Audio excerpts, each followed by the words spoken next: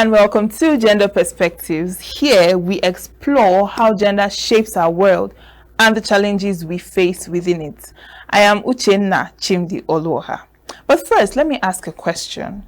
How do prevailing societal gender norms uniquely shape both the vulnerabilities that lead individuals into the hands of human traffickers and the specific forms of exploitation they endure? Well, stay with us as we uncover the complex and often overlooked gender dimensions of human trafficking. I'll be right back.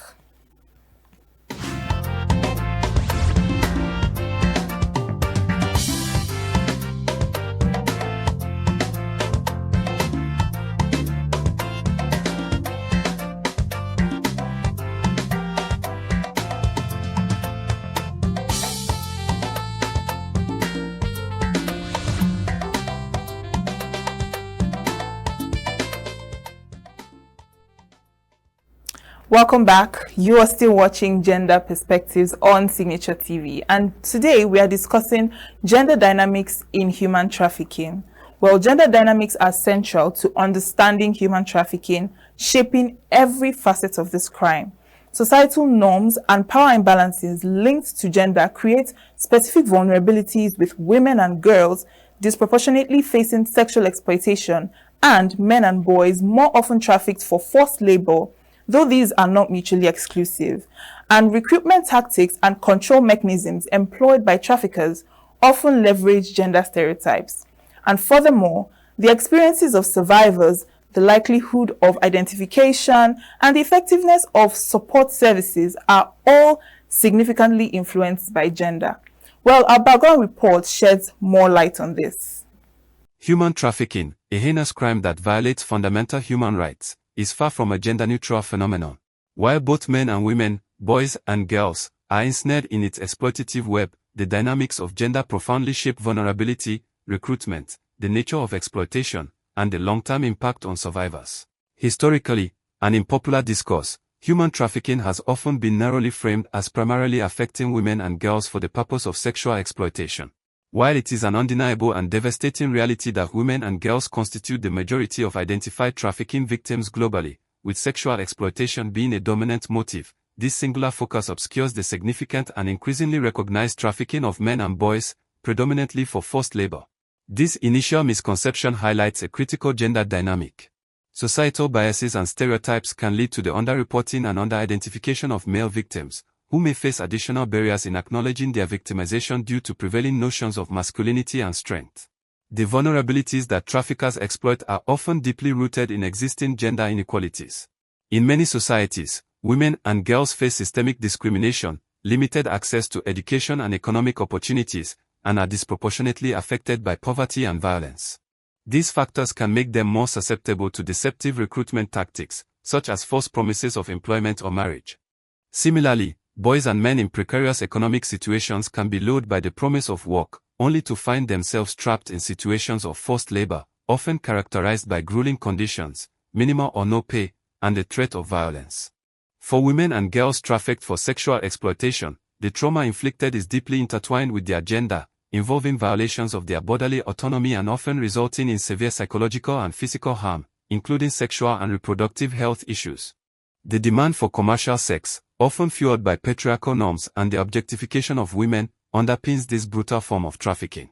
Conversely, men and boys trafficked for forced labor are often subjected to physically demanding and dangerous work, with their exploitation frequently rationalized by societal expectations of male physical capacity and their perceived role as economic providers. Moreover, the societal response to human trafficking and the experiences of survivors are often shaped by gender. Female survivors of sexual exploitation may face significant stigma and blame, further compounding the trauma they have endured. Male survivors, particularly those of sexual exploitation, may struggle with shame and fear of judgment, hindering their ability to seek help and support.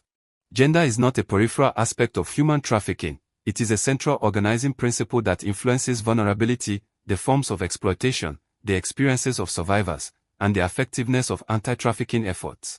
It is important to acknowledge the diverse experiences of all victims, challenging harmful gender stereotypes, addressing the root causes of gender inequality, and developing comprehensive strategies that recognize and respond to the distinct ways in which gender intersects with this pervasive crime.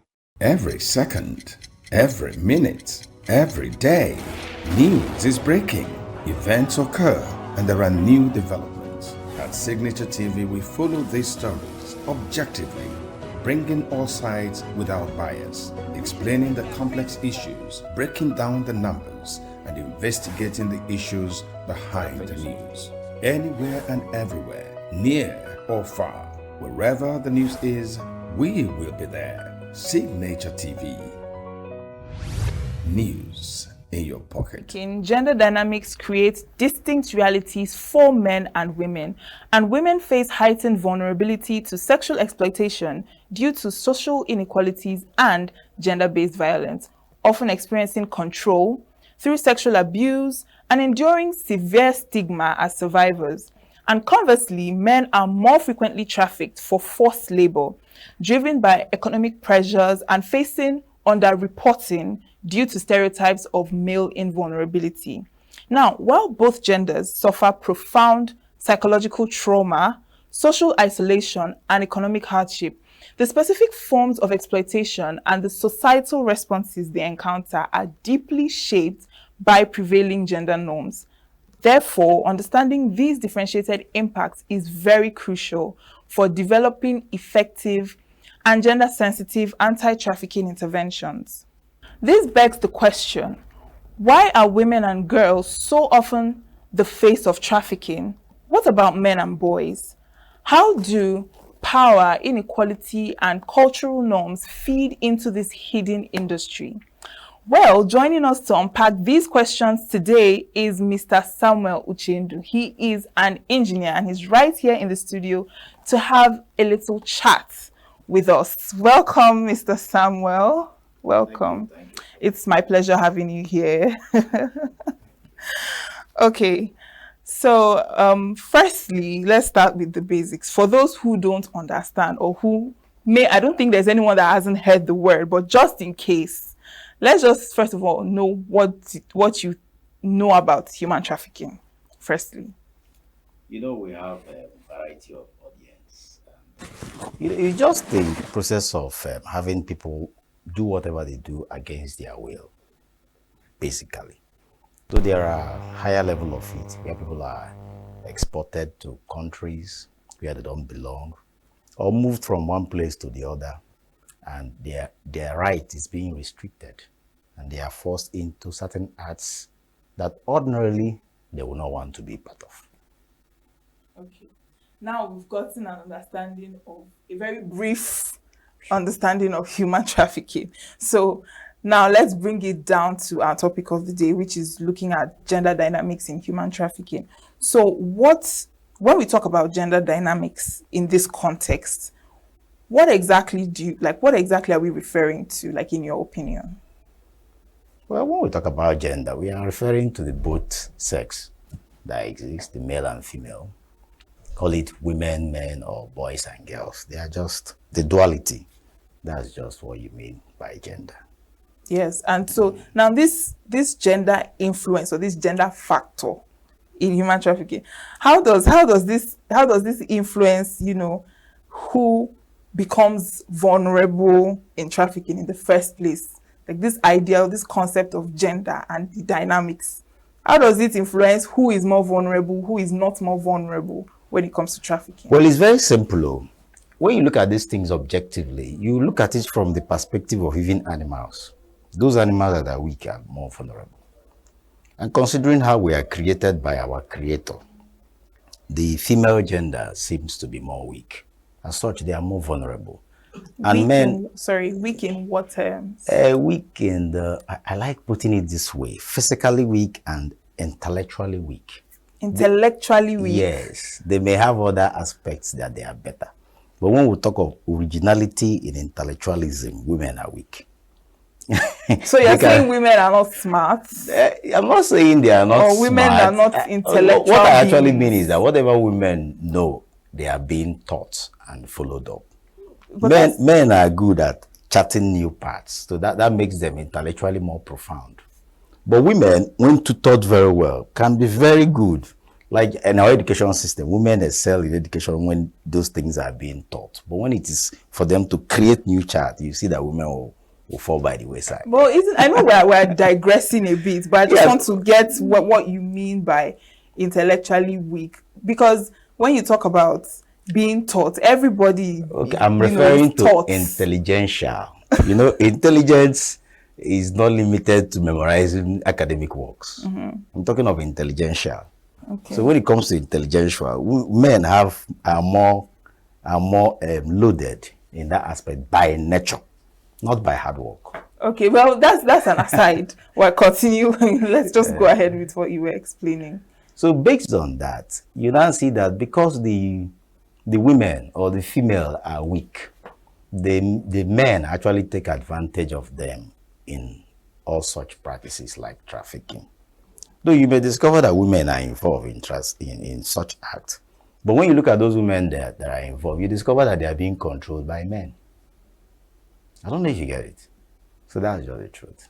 So you're saying, in other words, that the weakness of the female gender makes them more vulnerable Exactly. as opposed to men. Exactly. So what about the men who then fall prey to this? Yeah, men who fall prey to these things are equally men who are not too strong, equally. You know, when we talk about strength, we don't limit it to physical strength. Intelligence is strength.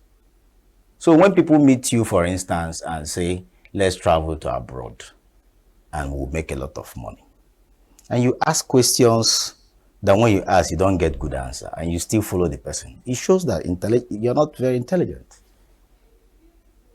I don't know if you understand me. That's what it means. And that's why such men fall victim. So women fall victim because women lacks all that intelligence. And women are very emotional. A lot of things contributes to why women are more vulnerable. I believe as we continue, it will unfold. Of course, it will. So now talking about, we're still in the, the aspect of vulnerability and all of that. Men have different experiences when it comes to how they are being exploited or how they are being lured, into being trafficked. And women also have their own experiences. So how does this affect men and women differently? First, okay, let's take it one by one. Firstly, in terms of exploitation, how are men exploited different? Like, how are men exploited and how are women? What are those things that can be used to get or to lure a man as opposed to a woman? All right. I have a reason why I chose the language intelligence. I can choose a different language, but I believe this language will go a long way to help a lot of listeners. As a man, you are, let's use the popular trafficking that we all know about. That people come to you and tell you, do you know that we can make life better for you? All you need to do is to leave this country. And you know that down here in this country, you don't have any skill. So now they are trying to lure you by making you believe that in this your inability, because number one is that you're not doing well in Nigeria, probably. I'm using Nigeria. You're probably not doing well. And number two is that you don't have the hope of doing well tomorrow. So somebody may just use it as a bait and lure you. Now, how does lack of intelligence manifest? It manifests because you're not critical enough to see the loopholes in this so-called promising land. You know you don't have education. You don't have skill. You don't have any of these basic things. And this person just tells you that if you just travel in a short time, you become a multi-millionaire and you join the person. So when you now get there, you are stranded. Whatever they ask you to do, you do. If they ask you to do drugs, you will do. Because I have a story of a friend who told me that while he was traveling abroad, he was planning to work. He just finished secondary school. I don't know if you understand. So when he got there, they asked him to do drugs, which is against his will. But that's the only way he could survive. And according to him, I'm quoting him, he was not intelligent enough to see what was coming. That's why I chose that language. So you've spoken for how men can be. What about women is very simple. An average woman is looking for something that is greener without any contribution.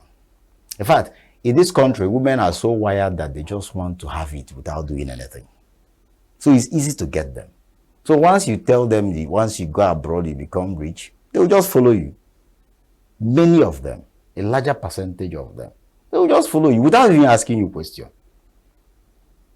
That's the negative aspect. Because when you interview some victims, if you are privileged to discuss with them, you will discover that they didn't even ask questions before traveling. They will tell you that a friend of theirs just came and told them that they are suffering in Nigeria, that if you just follow them to Europe, you will not even ask them in that Europe which country. Because if you can ask questions, you will not know that a particular country is known for prostitution. And you may begin to retrace your step. But no question, nothing. You just go. And when you go now, you now fall victim. The only people I pity in this thing are people who are underage, children, those ones that are taken against their will. These are people we really need to have pity on. And at the long run, those people manifest the most negative vices you can ever imagine if they are not rescued. Okay.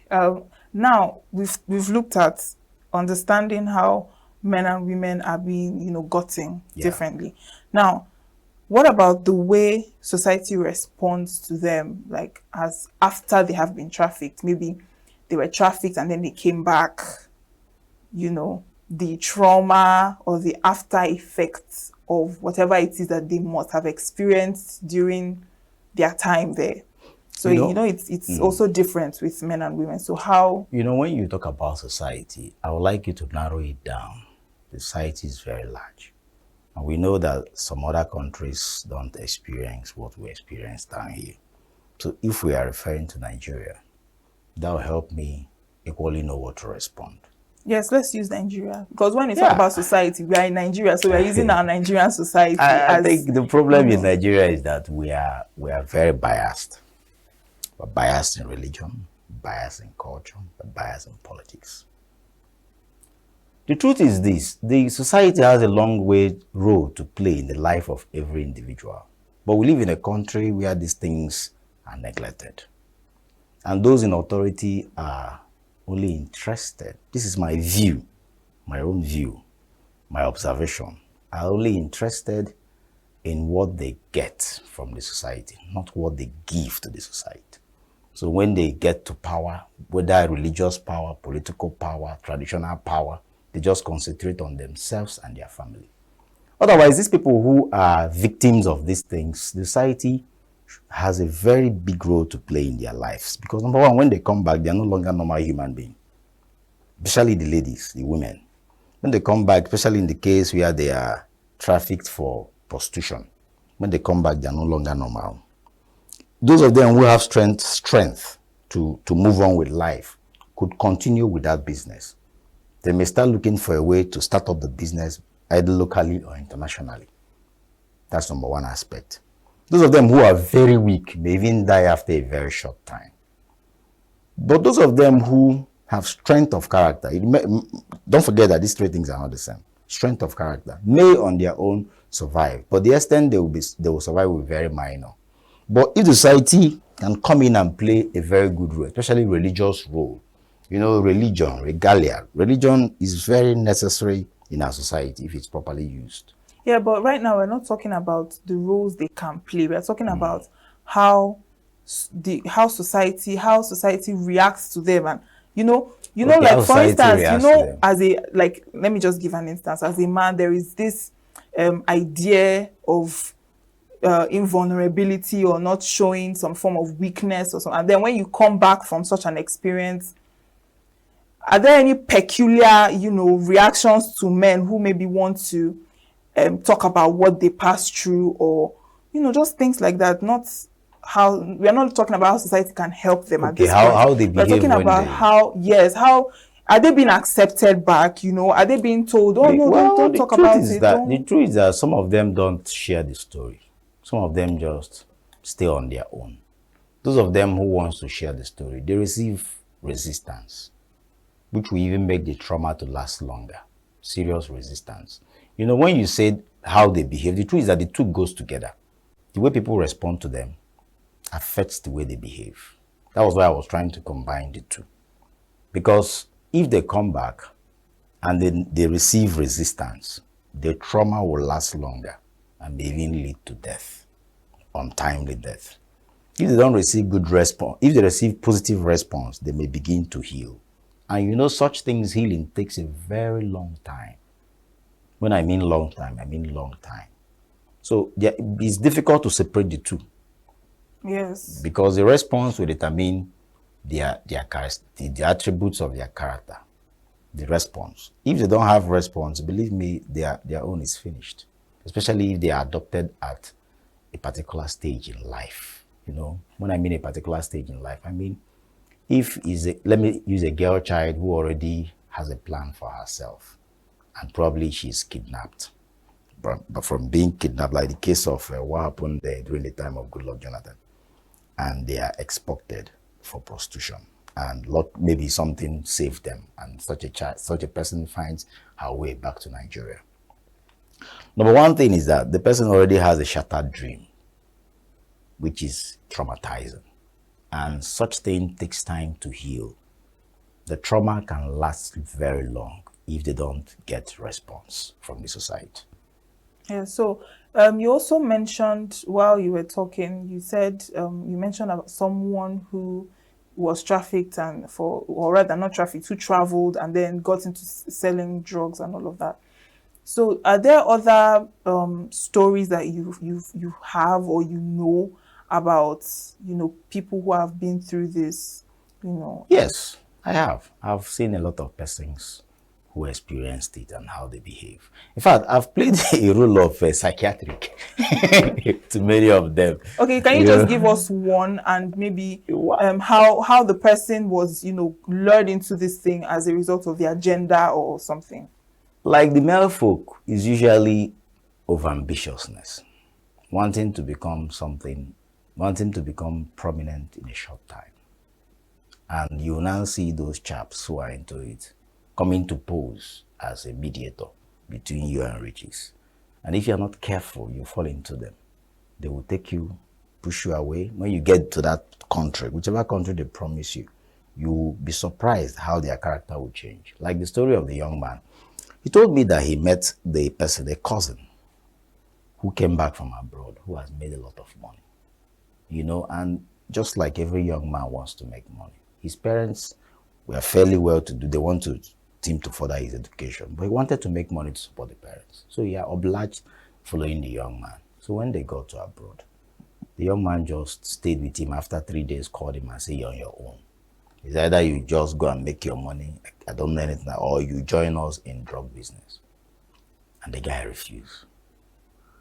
And when the guy refused and discovered that by refusing, he's already out of the house, and the next thing that will happen is that the immigration will get him arrested and deported, he decided to join them. And in the course of joining them, he committed some crimes that still haunts him till date. So I just have to give him listening ear, because each time he tells the story, he doesn't like stopping telling it. He wants to continue to talk and talk and talk. And the only way you can do for such a person is to listen. So I keep listening. Sometimes. So in this case, it's a situation of, men being overambitious. Yes. And it's also, stemming from societal expectations of having to, measure up or. Yes. Do you think? Yes. Sometimes because we are not patient, because we want to belong. Because, this topic, you can't say it without bringing other factors into it. Yes. Because in our religious places, when we go there, the only thing they recognize is material prosperity. When we go to our villages, our hometowns, they recognize material prosperity. When we stay with our age grade, they recognize material prosperity. So most time, people want to get it. And that's how they fall victim of trafficking. The number of persons who get into that by kidnap are very few.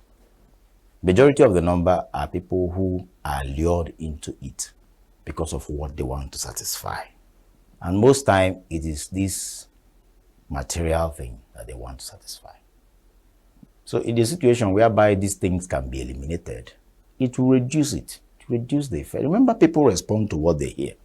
So if every time you preach as a clergyman or a religious leader, you talk about material prosperity, you're making people more vulnerable to these things. And if every time as a traditional ruler, all the people you recognize are people who have material, who are doing well materially, then you're equally making people more vulnerable. If in our political circle, the people who get to rise are people who have money. I don't know if you understand, who can bribe the judges, and you are making more people vulnerable to trafficking. I don't know if you understand. So these are things that make people more vulnerable to human trafficking outside the case of kidnap. Then when you coin the two together, you discover that even the man who is doing the kidnapping is equally looking for material affluence. I don't know if you understand. Of course. So the whole thing comes from those who are in position of leadership. You know, I emphasize this thing wherever I go. People look at it. Some people are able to understand it. I imagine that people may not understand. Some people may not understand it. But the truth is that our problem is the attitude of those who are in the echelon of various leadership. Okay, yeah. Now, there is this thing, there is this dynamic that is a bit confusing. Now, on one hand, women and girls, statistically, many reports have, said that women and girls are more vulnerable and are the most trafficked when it comes to human trafficking. But then, on the other hand, you also find that women are also part of the traffickers. I want to take it one after the other. Okay. Why are women more? Why is it that there is more need to traffic women? You know, the women now are the market. What is reigning now all over the world is money and sex, pornography. And some of these ladies, when they go abroad, they use them for pornography, or they use them to satisfy rich people. You know, this issue of corruption is not limited to only Nigeria. Over there are a lot of corrupt leaders who enjoy the same thing. And some of these women, when they are trafficked, they are used for such business. And that is why the female folk pay more than the male folk. In fact, the essence for trafficking men is reducing every day, because science is improving. Before, they used to traffic men so that they would do hard labor, hard work. Yes. But with science now, you don't even need them. Number one, they are no longer even skilled. Today's what economy is thrived on men who are skilled, who can operate machine. So when you go and traffic men, they can't do anything now. They are of no purpose. So that's why every day is reducing. It's reducing. It's more of female. In fact, the few men that are trafficked are those who are equally into that business too, because you find it difficult to convince a man to be part of that practice. So some of these men you see who are doing it are equally trafficked. And over time, it becomes the only thing they know how to do. So when they grow up and seek liberation, some of them, even when they overgrow it, they now go into the business. Like the second question you were about to ask. Why is it that women equally play a Yes. role? Most of the women who play a role are women who, when they join, probably they were trafficked when they were tender. As they get older and older and less useful, they now look for a way to join the business. So they place them in strategic places so that they can convince the younger women to join them. Because women feel more comfortable with fellow women. It's just like if you want to enter a vehicle and you see like 5 boys in the car, no woman, you may not enter. But if you put your head and see like 3 women and a boy, you will enter. So those people are very intelligent. They can decide to start. They decide what they do is Isn't it very contradicting though that the same people who are being over trafficked are also in the business of trafficking? The soul dies. Is it not in your religious book? The soul dies. Over time, when they indulge in excessive practice of that act, they begin to grow into not seeing it to be any evil. Becomes a way of life to them, which is why the society has a very long road to play.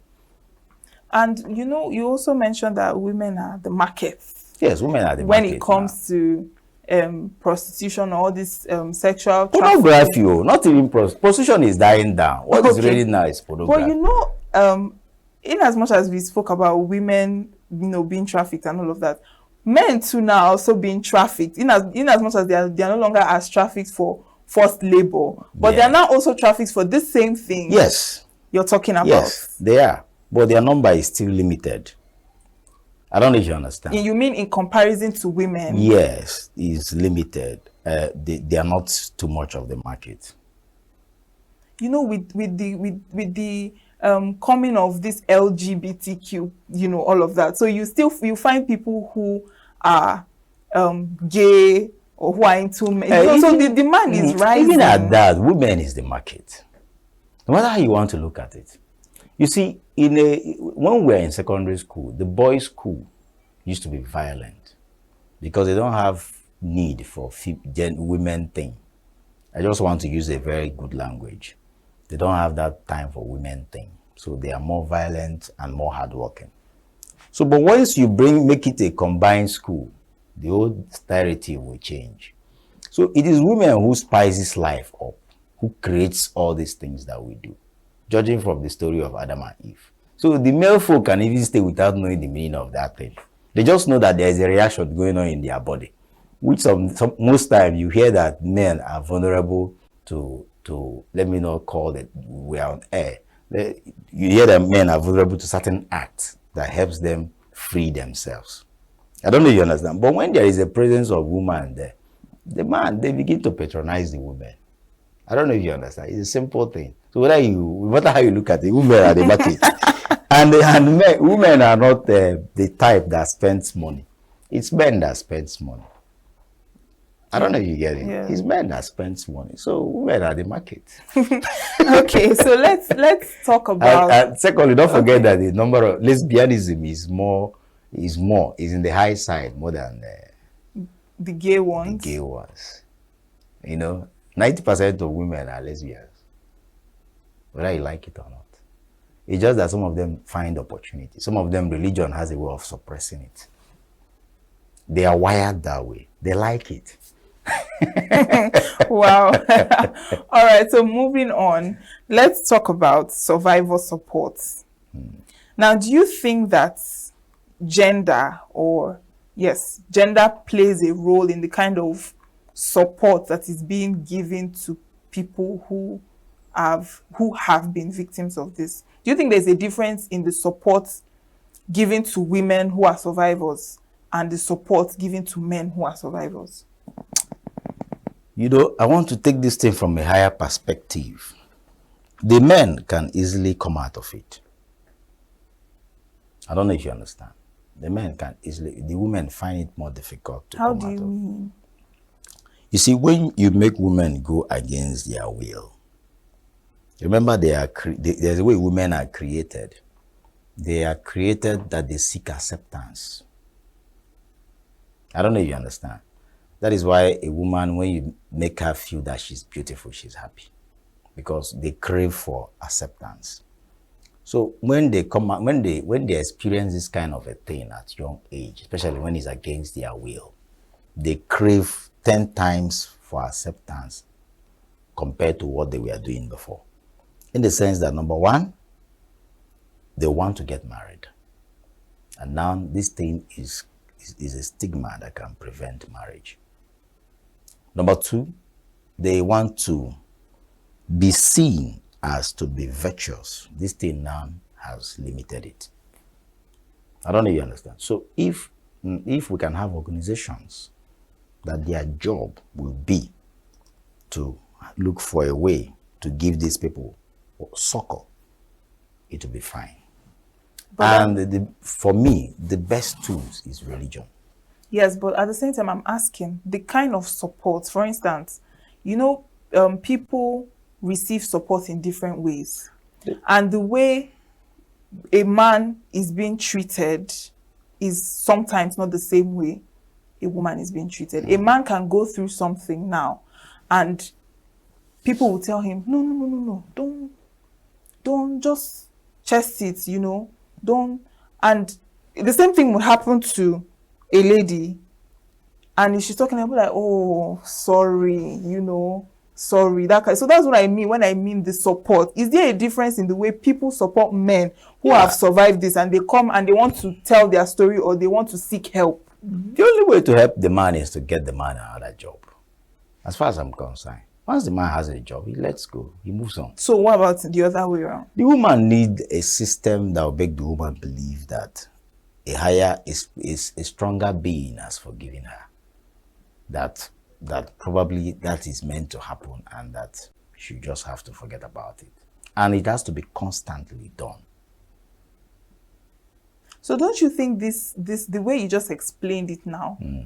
You I just would have said, loved to explain it. I just would have find- loved to. I would have loved to narrow it down. But the problem with this thing is that we are talking with, what we are doing now is to different people from different background. Yes, but at the same time, I was coming to ask you something.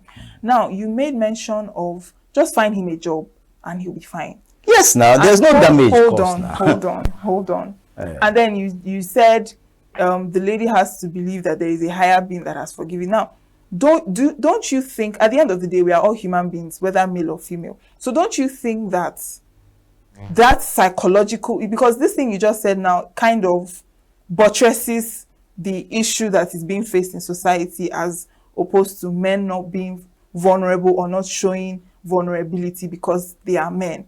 And so that's just what what you just said now sounds like. If you look at it critically and sincerely. Yeah, hold on. I'm still okay. So now in that line, like I said, we are all human beings, whether male or female. So at the end of the day, this thing causes some psychological trauma, emotional trauma, because no matter how much no matter how much the idea is that men don't show emotions, men are still emotional people and they feel emotions because they are human beings. The only thing that makes a man. So I feel, I'm asking now, don't you think the explanation you just gave now is just buttressing the fact that society is still not helping the situation when it comes to when it comes to the support that is being given? The problem is that you are viewing this thing as a woman. No, I'm viewing this as the anchor. I'm being very neutral in this situation. So I want to get your opinion. Fine, let me just tell you something about how men are wired. You see, if, for instance, you come out in society and say that a woman is raped, I want to use that as an instance. How does a woman feel? It's a very big loss. I don't know if you understand, to her. And she may go through it all her lifetime. Okay, let's have another the same issue, that a man is raped. How would people look at it that a man is raped? That is what we are trying. That is so if a man comes out and start crying and say that he's crying because he's raped, people will ask him only one question: did you contact HIV? You say no. They say, come on, get out from here. What do you mean by you are raped? Now, is that a good thing or a bad thing? It's not a good. It's neither good nor bad. It is the way the creator made it. Or the way society made it. No, I don't know. Maybe society or creator. It's just that it's not an issue for men. Okay, so let's not dwell much on this. But I also want to know, how do you think culture plays a role in this trafficking, or the way Yes, how? yes, culture do play. There are cultures who don't see anything wrong with women being trafficked. Even in Nigeria, I don't want to call names because calling names may begin to mean something different. There are cultures that just see it as a norm that women will have to be trafficked after all. It doesn't matter. And they just go and come back. I don't know if you understand. So, and in those days, if you remember before, men are being trafficked to go and do hard labor abroad. And sometimes from there, they will never come back. And their parents even collect money for them to be trafficked. Now we have modern traffic. We have people travel abroad for a different thing from what they were told. It can be classified as human traffic too. I don't know if you understand. Yes, I do. So that's the thing. So culture, yeah, it does. Okay, so we are slowly getting to the end of this interview, but I'd also like to know, what would you say is the most urgent change that we need to see when it comes to addressing gender specifically, when we are trying to combat human trafficking? Narrow it down. Let me. Like, obviously, we are looking at human trafficking from a gender perspective, right? Yes. Now, do you think there is anything or any change that needs to be implemented or effected to see that both genders are being catered for? So both genders who have been trafficked or who are victims of traffic are being catered for, specifically, based on their gender, both as their biological makeup and everything that makes them man or woman. okay, is the general thing is to create a system where they are sympathized with and encouraged so they can heal emotionally. That's just the thing. Create a system that has a way of helping them, because it's a psychological thing that will talk them out of it. Because sometimes healing takes a long time. I've experienced things that I discovered that healing, emotional healing is one of the most difficult things, psychological healing. So all we need to do is to create a system that will heal them. Somebody can pick it up as an entrepreneur. I don't know if you understand. Look for a way to create it where people who have experienced such thing, especially people who are traumatized, are asked to come so that they commence treatment. Yeah. And finally, how can education and awareness also help to, further make people know and understand the importance of, being aware of, the gender dynamics when it comes to human trafficking? Well, just like what we are doing here now. These things we are saying now, don't be surprised to go a long way to help a lot of people. As some people may be listening, they may decide, there may be a discussion going on, and they will decide not to be part of it. Don't forget that these things are very negative. And those who, especially, particularly when it has to do with sex, but most people who go into it come back with disease, one disease or the other, and it ends their life. And people who practice these things can be very violent. So it equally resorts to occultism that ends people's life abruptly. So it's important, what we need to emphasize the disadvantage of these things. It has to be regularly emphasized. TV stations need to talk about it. Religious leaders need to talk about it. Traditional leaders need to talk about it. Those in public offices need to talk about it. Organizations in schools need to talk about it. They have to look for a way to infuse it in our curriculum, school curriculum, so that these things are discussed every now and then. Because just like Paul said in the Christian scripture, that faith comes by hearing. People need to hear these things and develop it in their mind that it's wrong. Thank you so much, Mr. Samuel. You're welcome. For joining us in this conversation. I hope people, our viewers watching will, take a thing or two from all that you said. Thank you so much. You're welcome. Okay, so we'll go on a very, very short break and we'll be back.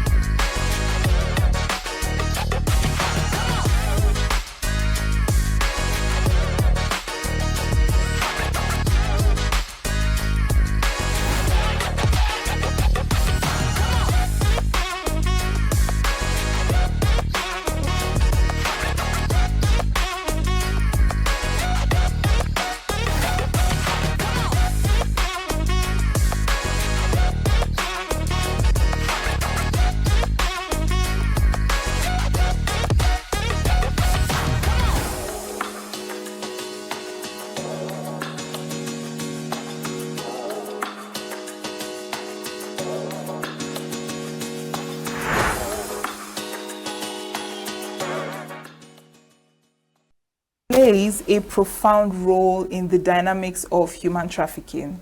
And it's not just about who is trafficked, but how and why. Now, societal norms, power imbalances, and deeply ingrained gender inequalities create specific vulnerabilities and exploitation patterns.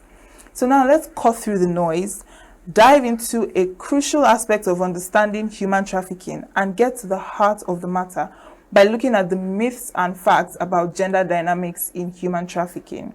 We'll debunk misconceptions and illuminate the crucial realities shaped by gender in this crime.